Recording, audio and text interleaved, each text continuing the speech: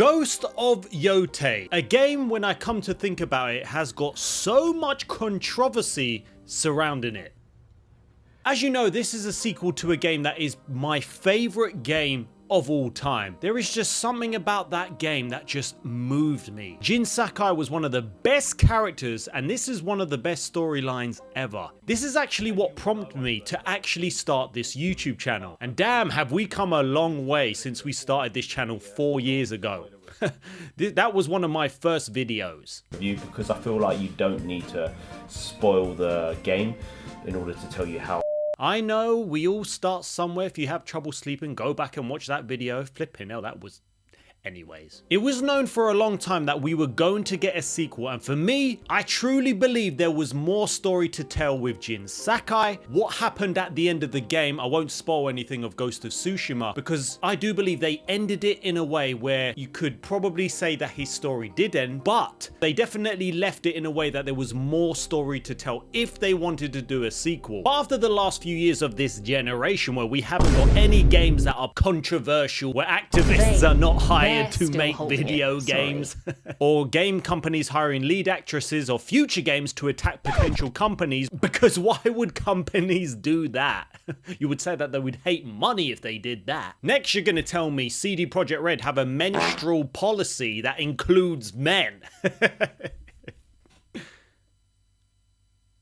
Now, with Ghost of Yotei, I totally understand why people were worried about this game, especially because they switched the main character to a female character, and of course not having a continuation of Jin Sakai. But now I have platinumed the game. Is this game better than Ghost of Tsushima? Yes and no. It's funny because you see Atsu's face, or the main character's face, it reminds you of the actress. Because when you play the game, Atsu feels like a totally different character, even though it looks like the main actress, but you know, she's a lot different than the main actress in real life. Or some of the stuff that she's done. In some public instances, yep, she hasn't done the best job promoting this game. She hasn't done the best representing the company. It just makes me think why companies do this. Okay guys, how are we doing? Are we good? By the way, we are pretty much the only AAA company that hasn't f***ed everything up and pissed off a lot of gamers. Okay? Tell me about it. Plus, we delivered with Ghost of Tsushima, so I can't wait to see where this next game, where we take it. This is going to take place 300 years after Tsushima. Huh? I thought we were doing a sequel. Yeah, well listen, I figured we are so much better at making original stories, hence why we're deviating and doing a new character. Okay? Okay, all right, cool. Who is it? It's a woman named Atsu. It's a woman? Yeah, and? It's sexist. I'm just saying, with everything going on, people are gonna think, you know, strong, independent woman. I just hope they don't think that. Listen, this is different. She is her own character. She doesn't shit on men, and she has a really good story arc, so don't worry. Thank God. I was getting a bit worried. All right, we're good. Anyways, here is the new character and actress. Her name, well, in character, Atsu. My name's Atsu.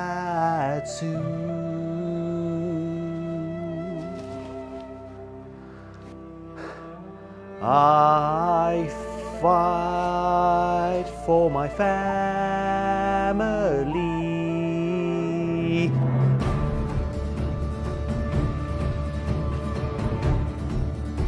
Let's go, let's go. This is me with my blade. An outlaw's journey. I must kill, I must fight. I am me, I am not. I am on this journey of revenge. The real me hates the police. Defund the police. Atsu will learn all the very best. Me and my wife are AMTIFA. Yes, you heard me right. Atsu must travel along these lands. Gender fluid, I am gay in real life. Not in the game, has nothing to do with it. We must fight, we must ride, we must avenge. In my spare time, I love scissoring. Ooh-wee. Will this hurt the sales of this game? Maybe it's me or I don't know. Sucker punks want to take this chance, not sure what they're smoking. I am spoiled, I am gay. I may not have mentioned it. ANTIFA.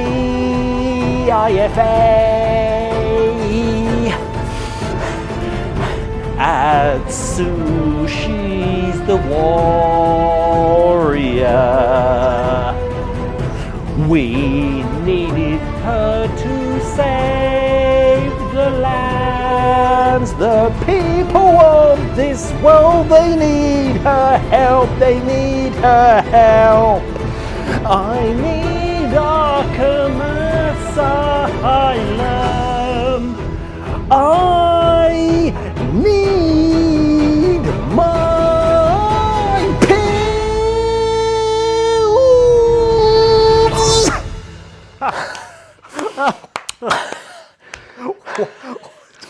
Wow.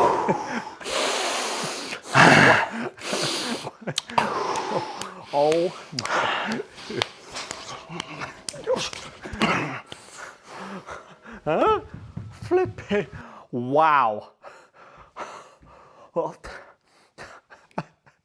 we're the only AAA company left. When I heard about Ghost of Yotei and its story, I'll be honest, my expectations were not that high at all. A typical revenge story where Atsu wants to find revenge against the Yōtei 6 and Lord Sato for killing her family when she was a child. She's been away for 16 years and now she is back. Now it is safe to say that the game's story is a lot better than what it sounds, than a typical revenge story. And you can say that in the last few years we've had a lot of revenge stories, you know, God of War, Last of Us Part 2, even Ghost of Tsushima was a revenge story. But when it came to the end credits, I really enjoyed the story of this game. There are twists, there are a lot of flashbacks that happen throughout the game, which I think helps create that bond with Atsu. You will see why she's so bent on revenge because of what happens. I love the way they do that with the flashbacks. It also helps to make Atsu a likable character. If Father finds out, he is not going to like it. Judging Atsu by Atsu, she is a great character in my eyes. She doesn't hate men in the game, it's far from it, because some people would think, oh yep, she's a typical female boss, which you might think that she is, very strong, but she's not one of those where she's just got no character development, she just hates all men. It is far from it. By the end of the game, I really liked Atsu as a character. That was unnecessary. When you get new weapons in the game, she actually learns off the senseis and the masters of these weapons, and she shows how appreciative she is to learn and fight alongside them.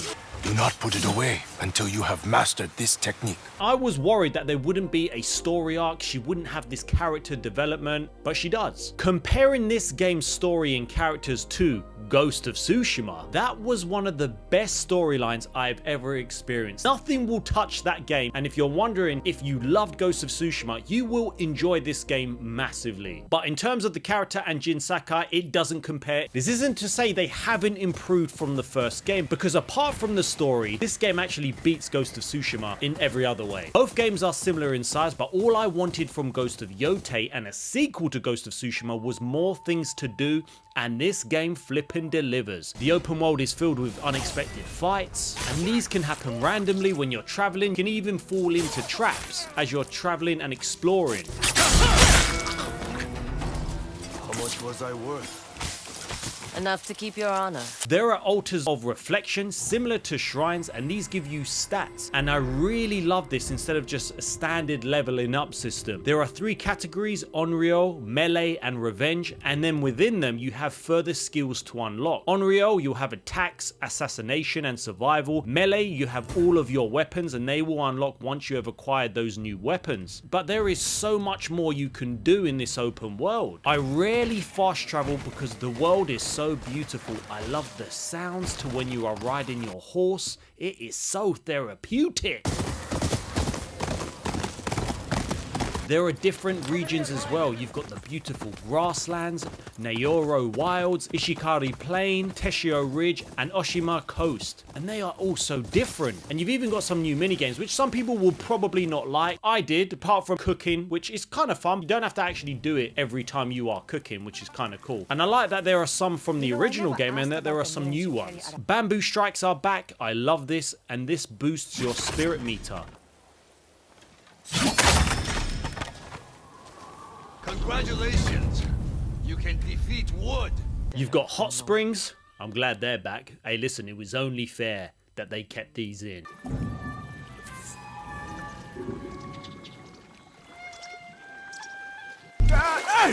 Shrines to unlock that will give you charms. There are so many, by the way, and you need 5 to beat Takizo.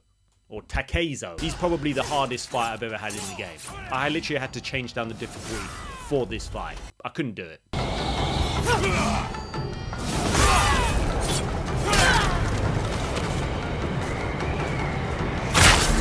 You have your shamisen, which you will learn new songs that when played, the wind will direct you in the direction of hidden areas for bamboo strikes, shrines. It makes it much more immersive than just kind of ticking off something on the map. You could actually just find your way to these places.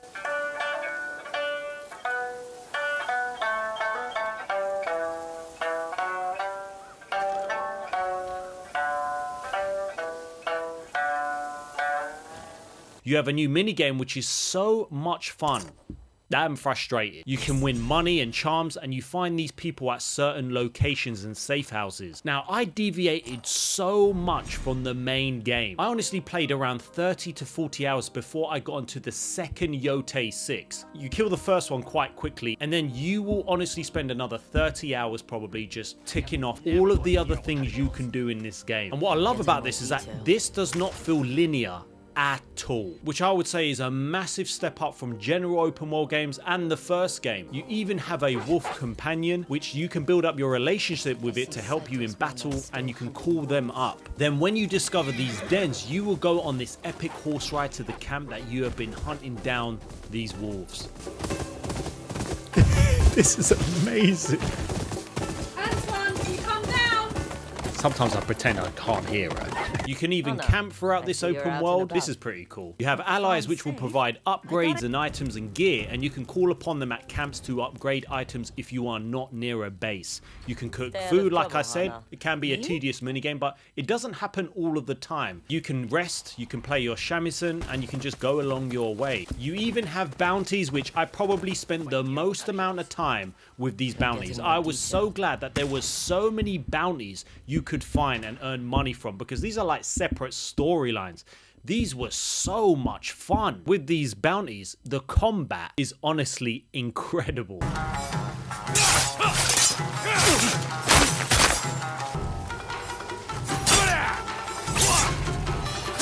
Now in Ghost of Tsushima you got stances which did break up the gameplay a little bit, but that was very repetitive as you had the same weapon. But this transforms it to another level.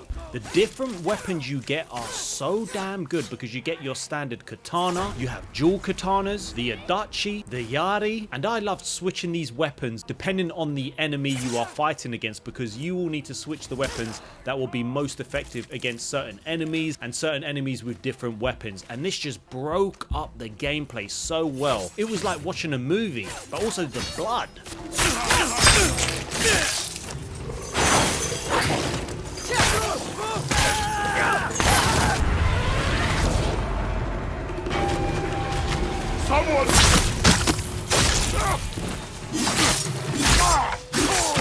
What else I loved about the game is that there was so much more verticality when exploring. When you are exploring certain shrines or locations, you will do a lot of climbing, discovering new areas and secrets, and I just love this. There was just so much more to do. That's not to say there wasn't a couple of annoying things about the game. The one thing that was annoying is that you can buy these maps off this merchant, or they might unlock, I can't remember, yeah, you probably buy them off this merchant. What I found so freaking annoying is that you have to then match them onto your map to then discover what is at that location. But I couldn't damn do it. It was so annoying. Whether it was just me, I don't know if anyone else had this problem, but it was just so frustrating because I was just clicking. I was just, you know, I couldn't get it. And I was just like, I don't care about this little mini game. I can't find where I need to put it. Just put it on my map. But what else has improved is the amount of customization and different outfits you will get. There is noticeably a lot more than Ghost of Tsushima. I didn't know which ones to actually go. There were so many cool outfits. I was really struggling at which ones I wanted to wear.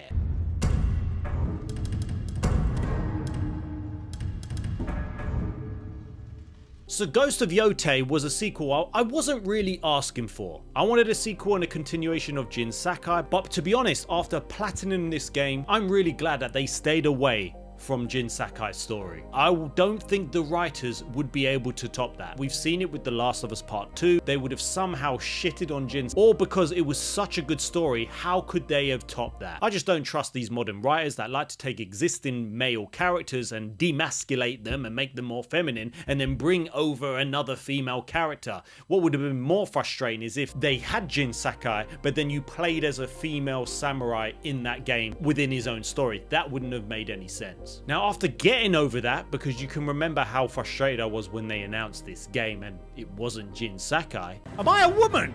Please say I'm Jin. Why am I not Jin Sakai? I really enjoyed this game for what it was, a lot more than I was expecting. There is a new game plus now, and also new difficulty levels, more upgrades, more customization, and hopefully there's going to be a DLC in the future. Now, people say I'm not buying this game for what the company and the studio and the actress, that's totally fine. But all I'm saying is if you really loved the first game, and you're thinking, will I enjoy this? You will 100% enjoy this game for what it is. Because you will hopefully forget about the life politics surrounding this game once you play it, because the characters in the game are really good. The voice acting's brilliant, and I'm truly surprised that this game is not up for Game of the Year. I think in the Game Awards, it hasn't really got that many nominations, which I think it should definitely be up there. Now, for the future of Sucker Punch, I personally hope that they continue this formula with Ghost of Tsushima, Ghost of Yotei. Could they potentially go back to Ghost of Tsushima or make a Ghost of Tsushima 2 100%, or they could just keep doing different storylines to this. I would be more than happy enough for them to carry on with this franchise. I know a lot of people might say, you know what, they've done it now, I wish they would do something completely different, but for me, I just feel like this could be something like a Final Fantasy where they have different storylines, although I would like them to get back to the continuation of Jin Sakai. But also, what I loved about this game as well is that there is a segment in the game where you do find kind of Jin Sakai's place where he lived, and you find out a very few cool details which I will not spoil, which was quite nice. It really gave me goosebumps seeing this, where I was like, wow. So I would love to see how that would have planned out, because like I said, there was so much more story to tell. And after platinum it, putting over 60 hours in the game, I would give this game a 9 out of 10. Some of you might be booing, some of you might be cheering, but this is my honest thoughts on this game. What do you think about Ghost of Yotei? Will you be buying it? Did you buy it? Are you not going to buy it? Drop your thoughts in the comments and let me know. Well, let's take a look at the comment of the day from my previous videos, the news one from the other day. Shout out to the member LSD. I bought it for 220, the bastards. Brilliant show, buddy. And shout out to Carl Marshall. I haven't played 33 yet, but probably going to pick it up on the Black Friday sale. My two favorite games of the year were Death Stranding 2 and Ghost of Yotei. Just about finished it, but I am loving it. Thank you for the comments, dude, and thank you for the love on these videos. Hopefully you can give this one a like. Hopefully my acting career can kind of take off from this YouTube channel. But yeah, there are so many Black Friday deals, like I've mentioned in my previous video. I'm looking at that Ghost of Yotei Collector's Edition. I want that mask on my, I might have to get, I don't know what one I would get rid of, but I would have to get rid of one to make room for that. There are so many deals. I actually did pick up a couple of games on Amazon. So for £30, I got Star Wars Outlaws. I'll probably do a video on that. And Horizon Lego Adventures for like £12. So in all, it was about £32 I've spent. Couple of games. I don't need too much To be honest, if I did have a lot more money, I'll be spending a lot more. But you know what? I need to be clever with my money. But we're going to have to see what deals. I've got till the 18th till these Black Friday deals expire. So yeah, we're going to have to see. But anyways, see you in the next video.